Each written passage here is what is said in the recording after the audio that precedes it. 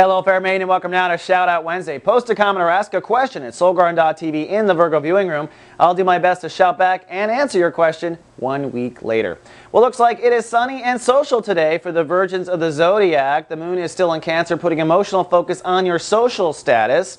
So hopefully things go on the light side of the moon. I say that because Venus is also ruling the day. So this is an excellent day to bring creativity and love and compassion to your social arena and to emotionally invest in your social life. If nothing else, go out to lunch with your friends at work, for crying out loud. Go out and have a good time. Get out of your mind, Virgo.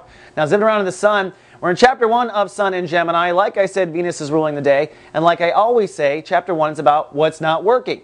The topic is, of course, your career and your legacy on the planet. So, yes, probably things have fallen apart and will continue to for a couple more days. But when Venus rules the day, I always recommend that you take advantage of its creative potential and daydream.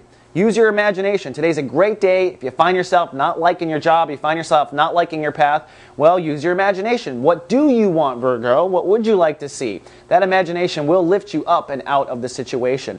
Then also Mars. You know, Mars has been hanging out in Aries for some time now, the house of intimacy for you. But Mars is saying it's time to make some decisions and act on them in the next few days. And I'm telling you, you won't have the energy to do this, or it'll be harder to do this once Mars leaves this sign. So I encourage you to make some decisions on where you're going to draw your lines, who you're going to connect to, who you're not going to connect to, who you're going to cut, and go ahead and act on that in the next couple of days.